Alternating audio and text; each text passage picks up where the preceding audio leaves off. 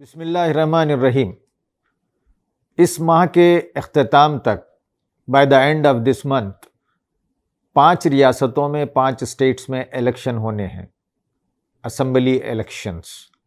इन elections में अवाम क्या role play करे और जमात इस्लामी का कैडर क्या रोल प्ले करे, इस पर गुफ्तगू करने के लिए हमारे साथ नेशनल अफेयर्स जमात इस्लामी हिंद के नेशनल सेक्रेटरी जनाब मलिक मोहतसिम खान साहब हैं।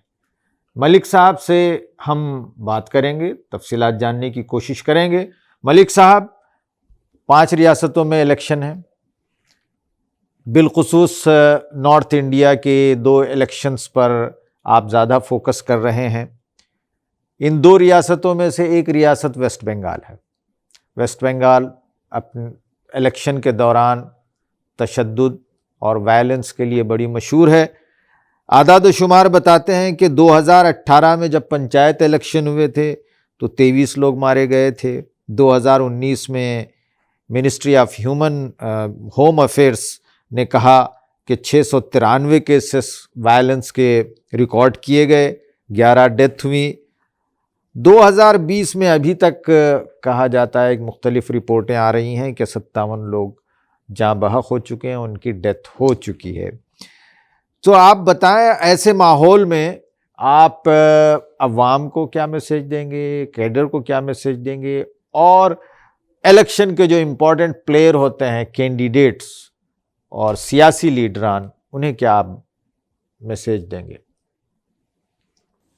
जी, ये बात बिल्कुल दुरुस्त है कि वेस्ट बंगाल में जो असम्बली इलेक्शंस होते हैं उसमें वायलेंस की एक कदीम तारीख है।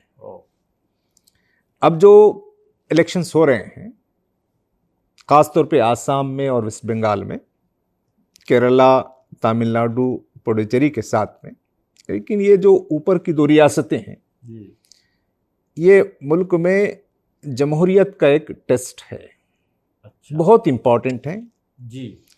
वायलेंस तो एक परमानेंट प्रॉब्लम है, उसका परमानेंट सोल्यूशन चाहिए, लेकिन ये जो इलेक्शंस हैं इसमें जो फैसिस्ट फोर्सेस हैं जी, उनको लगाम लगनी चाहिए ताकि जो डेमोक्रेटिक सेटअप है मुल्क का जी, और जो सेकुलर फाउंडेशन है जी, और फ्यूचर ऑफ डेमोक्रेसी है जी, इसका इस इलेक्शंस पे बहुत इन्हिसार है जी। जहाँ तक वायलेंस की बात है, मैं आपसे इत्तेफाक करता हूँ कि इसको रोक लगनी चाहिए। इसमें एक रोल तो पॉलिटिकल लीडर्स का है जी। पॉलिटिकल लीडर्स अपनी जबान पे कंट्रोल रखें, सही है, प्रोवोकेशन ना दें जी, और अपने मजल पावर का इस्तेमाल ना करें जी। इसके जरिए से बूथ कैप्चरिंग, तो हर पार्टी बूथ कैप्चरिंग की कोशिश करेगी जी, जिसके नतीजे में वहां वायलेंस होगा। और सबसे बड़ा कि जो जनरल वोटर हैं वो पोलिंग बूथ पर आकर जो सही तौर पे उसको अपना विदाउट फियर जो राय देना है, इससे वो इस्तेफादा नहीं कर सकेगा। तो इसमें पॉलिटिकल लीडर्स की बड़ी जिम्मेदारी।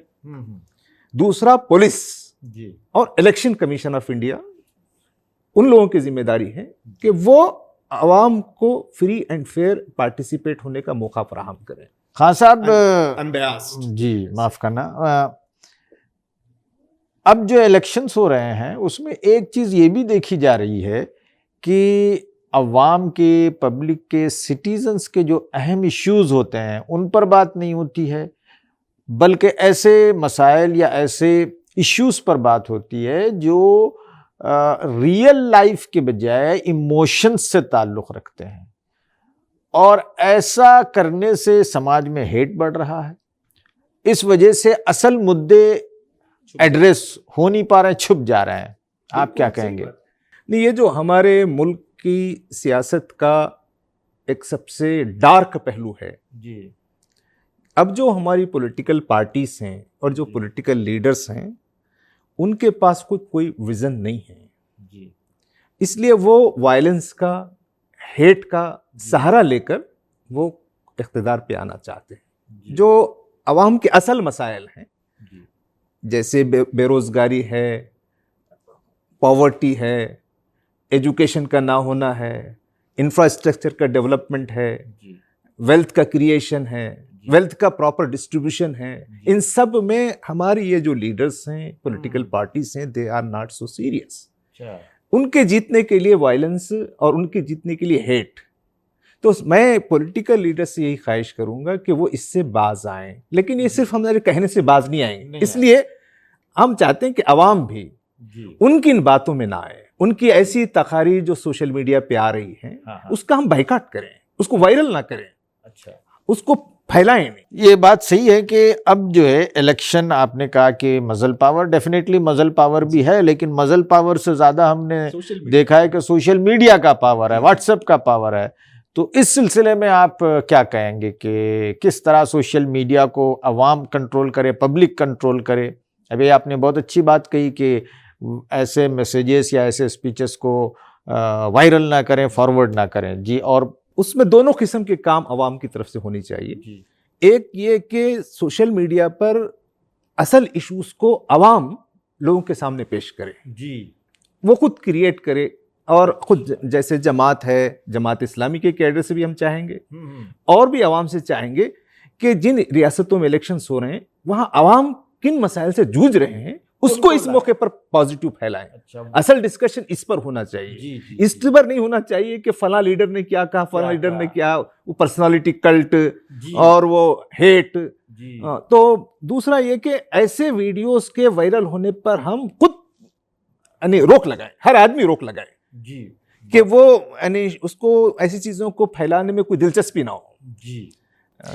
बाज वक्त ऐसा होता है कि ऐसे वीडियोस को फॉरवर्ड करने में लोग समझते हैं कि मैं एक अच्छा काम कर रहा हूं, लोगों को एजुकेट कर रहा हूं, फॉरवर्ड हो रहा है। यानी आप लाइक भी करते हैं, फॉरवर्ड भी करते हैं, तो कोई ये नहीं देखा कि आपकी नियत क्या थी। लोग ये देखेंगे कि ये फैल रहा है, तो फैलाने में मदद नहीं होनी चाहिए, उसको गंदगी फैला रहे हैं। तो ये पाबंदी खुद अवाम लगाए।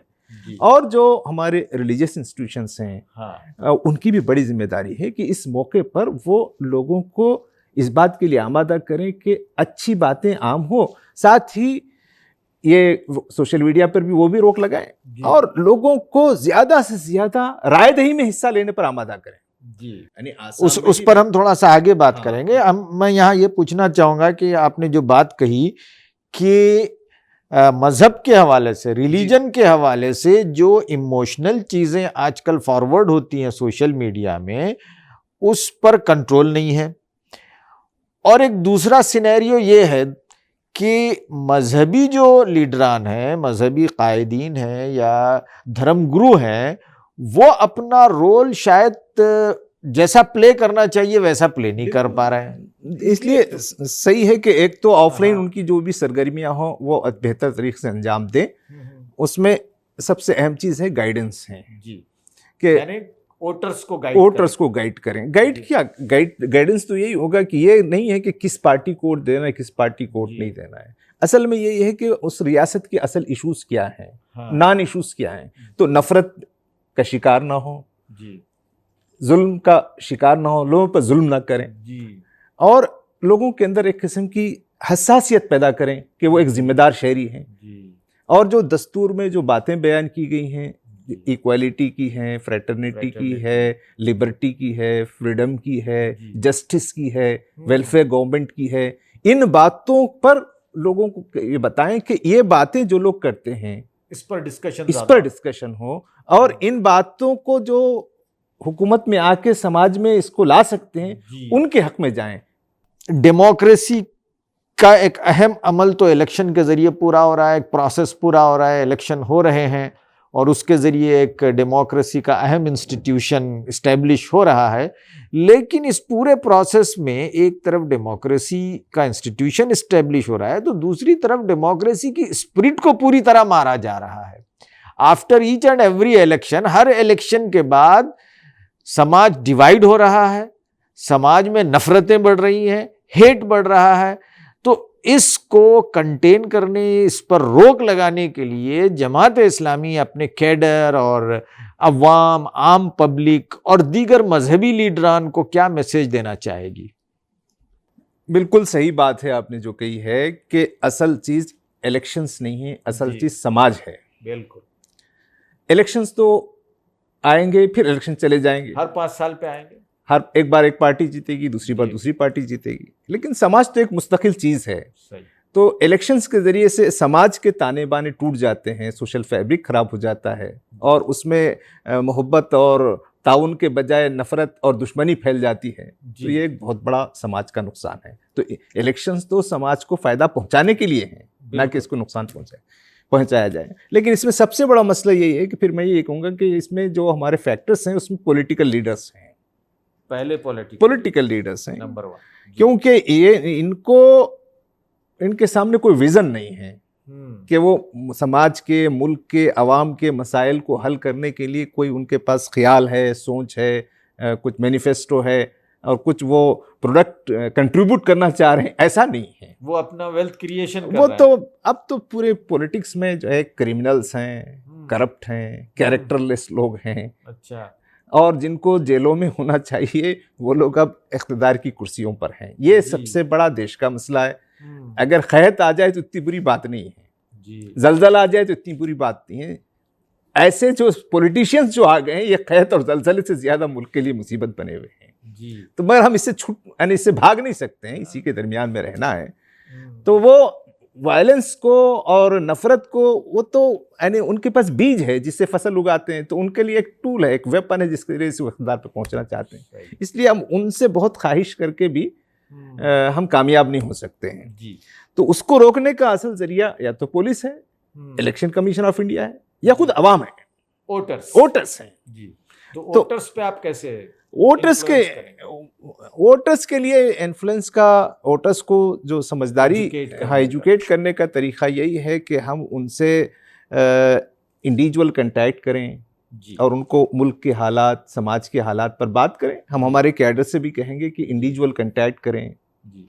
ग्रुप कंटैक्ट करें जी।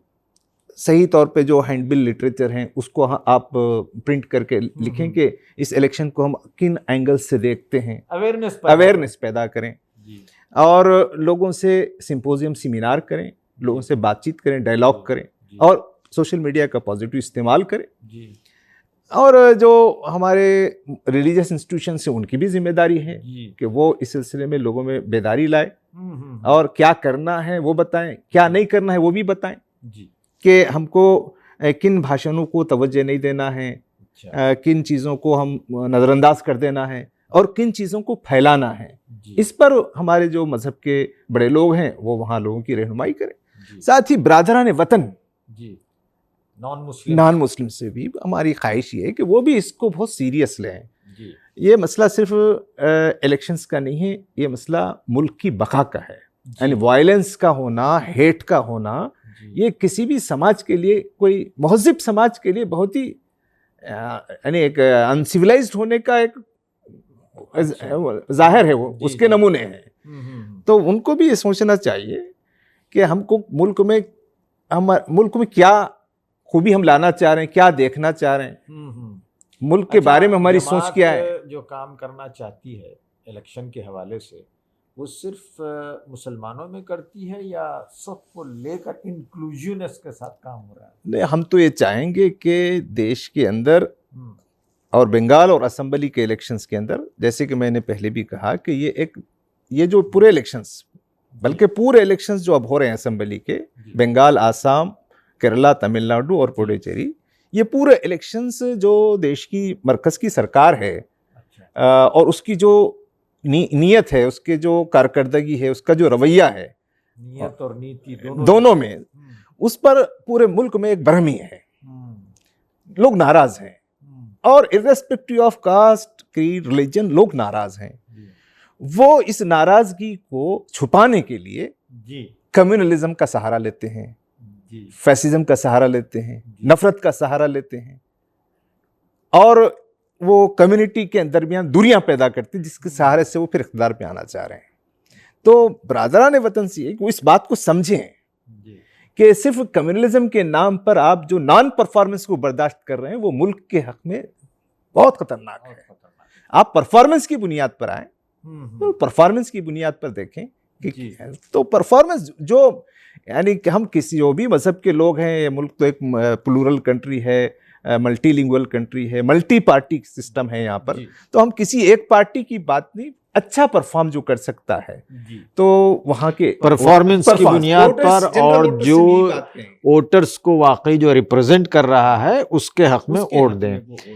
अच्छा, एक और फेनोमेनन इधर से जो काफ़ी महसूस हो रहा है, सब लोग जानते हैं कि असल जो मुद्दे हैं पब्लिक के, जनता के मुद्दे, उस पर आज बात नहीं हो रही है, और बात हो रही है तो वही हिंदू मुस्लिम डिबेट। तो जनता के मुद्दों पर बात करने के लिए, उस तरह का माहौल पैदा करने के लिए आप किस तरह की एडवाइस करेंगे अपने कैडर को और आम जनता को, या किस तरह का मैसेज देंगे? मौजूदा जो हालात हैं ये हर कंसर्न सिटीजन के लिए, फिक्रमंद शहरी के लिए, जो समाज से गहरी मोहब्बत रखता है और मुल्क की समाज की तरक्की से दिलचस्पी रखता है, उसके लिए बहुत ही काम करने का वक्त है। तो काम करने का सबसे अच्छा तरीका ये है कि हम आपस में मिलजुल कर काम करें। तो मैं जमात के कैडर से भी कहूँगा, मुस्लिम दोस्तों से भी कहूँगा और बरादरान वतन से भी कहूँगा कि हम हाँ जी, नॉन मुस्लिम ब्रदर्स से भी कहूँगा कि हमको मिलजुल कर आपस में ऐसी हुकूमतों को, ऐसे समाज को बनाना है जो दस्तूर की जो दीवी कदरें हैं, जिसमें यानी इक्वालिटी की बात है, फ्रेटर्निटी की बात है, जस्टिस की बात है, फ्रीडम की बात है, और बहुत उस पर बातचीत हो और उसको गोया उसको फोकस बनाया जाए, उसको नापते हुए, उसको तोलते हुए, उसको सामने रखते हुए अपने वोट। तो उसके लिए एक मुश्तरका कोशिश होनी चाहिए, सब मिलजुल कर हम काम करें, तो एक किस्म की सोशल बॉन्डिंग हो, सही, और सोशल एंगेजमेंट हो जी। और एक दिन की बात नहीं है, इलेक्शन आए चले जाएंगे, उसके बाद भी हम काम करते रहें। जमात इस्लामी माजी में भी, पास्ट में भी अपने कैडर को, वेल विशर्स को कैंडिडेट के सिलेक्शन के सिलसिले में कुछ एडवाइस, कुछ पैरामीटर्स दिया करती है। तो हो सकता है इस बार भी कहेगी जमात इस्लामी। सबसे पहले तो ये है कि क्या जमात इस्लामी सिर्फ मुस्लिम कैंडिडेट ही को वोट डालने की बात कहती है, और अगर सबके लिए ये कहती है, उसके पास रिलीजन कोई फैक्टर नहीं है जहाँ तक कि कैंडिडेट का सिलेक्शन है, तो आप कैसे कैंडिडेट को वोट डालने की एडवाइस करेंगे? बहुत दो सवाल अहम सवाल है आपका। ये जो ख्याल है कि मुसलमान कैंडिडेट्स भी असम्बली में जाएं, तो ये ख्याल तो बहुत अच्छा ख्याल है और ये डेमोक्रेटिक वैल्यूज के मुताबिक है, इंक्लूसिव डेमोक्रेसी के मुताबिक है, ये कोई कम्युनलिज्म नहीं है। तो ऐसे असम्बली हल्के जहां मुस्लिम उम्मीदवार खड़े हैं और उनका परफॉर्मेंस भी अच्छा है, वो सारे समाज की खिदमत कर सकते हैं, तो वहाँ की असम्बली में, वहाँ वो मुसलमान भी असम्बली में जाएं और उनको वोट देने वाले सिर्फ मुसलमान ही ना हो, बरादरान वतन हमारे नॉन मुस्लिम ब्रदर्स से वो भी वोट दे सकते हैं। तो लेकिन सिर्फ वो मुसलमान है इसलिए वोट डाला जाए, या उनका परफॉर्मेंस भी बेहतर है इसलिए वोट डाला जाए? दोनों बातें होनी चाहिए।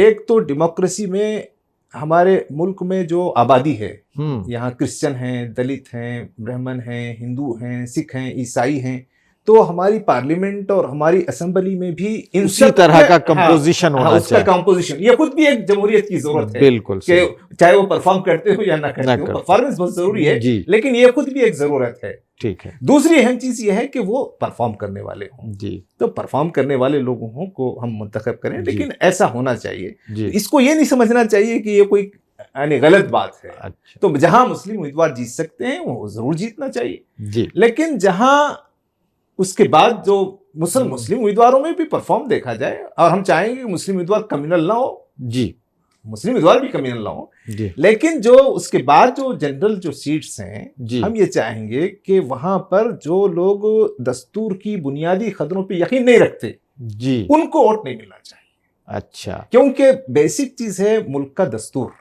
सही है। मुल्क के दस्तूर में दी हुई उसकी जो वैल्यूज हैं, तो अब ऐसा मुल्क में हो गया है कि कुछ लोग वायलेंस और हेट की वजह से वो दस्तूर की खदरों को मानने के बजाय ओपनली रिजेक्ट करते हुए जो आते हैं, तो अवाम की जिम्मेदारी ये है कि वैसों को ये आइडेंटिफाई सिर्फ करें। मुसलमानों की जिम्मेदारी नहीं है, जी, ये पूरी अवाम की जिम्मेदारी है कि वो जो दस्तूर की बुनियादी खतरों को रिजेक्ट कर रहे हैं, अवाम उनको रिजेक्ट कर। रिजेक्ट करें।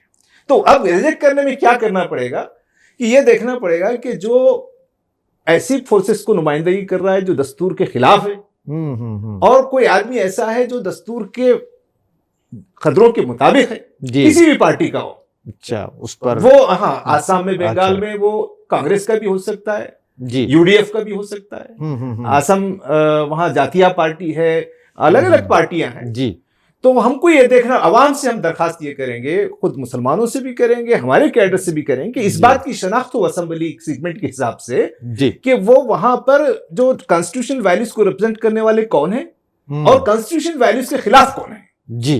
तो जो कॉन्स्टिट्यूशन वैल्यूज को रिप्रेजेंट कर सकते हैं उनकी जीत को यकीनी बनाना ये उनकी जिम्मेदारी है वोटर्स की। जी। यही सूरत हाल बंगाल में भी होनी है, दीगर रियासतों में भी होनी। तो यही गोया एक आपकी गाइडलाइन है जहां इलेक्शन हो रहे हैं। हम उम्मीद करते हैं कि इन तमाम रियासतों में अच्छी हुकूमतें आएंगी और लोगों के असल मुद्दों पर बातचीत होगी। बहुत बहुत शुक्रिया।